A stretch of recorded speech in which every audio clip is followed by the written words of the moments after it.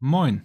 Ark Raiders is a multiplayer extraction adventure set in a lethal future Earth ravaged by a mysterious mechanized threat known as Ark.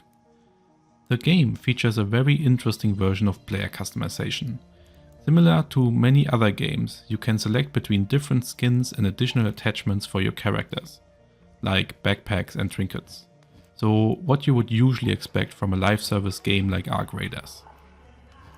But in addition to that, all skins come with multiple attachments that can be switched on and off.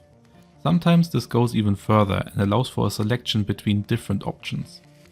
These attachments are sometimes additional unlocks. I will leave it up to you if you like that or not.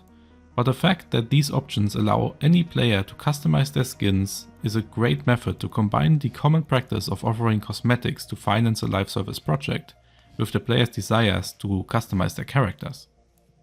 So not only does this allow studios to use these methods as monetization, it also allows players to create unique characters. This will cater to the most crucial concerns for both parties regarding this topic. Does this resolve all tension on this topic? No, but it's a step in the right direction. What is your opinion on the current trend of purchasable cosmetics in games? And do you like what Ark Raiders is doing? We will talk more about other game features in the next video. Until then, cheers!